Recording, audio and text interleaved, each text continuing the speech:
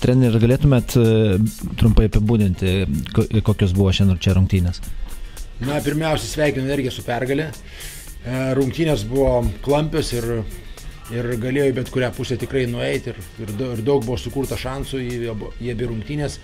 Mums pavyko, manau, startuoti neblogai, tik tai su savo momentus, kuriuos turėjom, neišnaudojom pačioj pradžioj.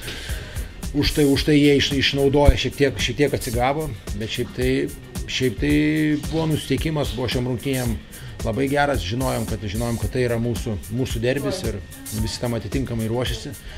Tai tokių rungtynių norėsiu daugiau, tikrai šitam čempionate, nes tikrai buvo apylygus varžovas ir rungtynės buvo įdomios ir tikrai visi žaidėjai atsidavė kiek įmanoma geriau, o rezultatas koks yra, toks yra, nieko nėra tokio skausmingo labai daug, čia sezonas ilgas ir treniruotis atidirsim to, ko mums šiandien trūko šiek tiek, kelių momentų, sakykime, kai kurių taktinių momentų puolime, kur galėjom dar daugiau nuginkluoti energiją, bet iš esmės gaila pralošti, bet geras mačas buvo.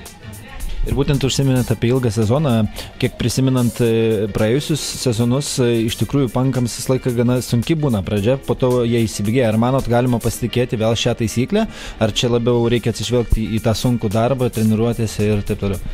Ne, manau, kad tik pernai mes pradėjom geriau, mes prieš Prizmą laimėjom pirmas rungtynės ir sužaidėm su Ryga lygiai ir sužaidėm su kitom komandom, aš atsimenu, kaip tik buvo mūsų vidurys ir galas sunkesnis.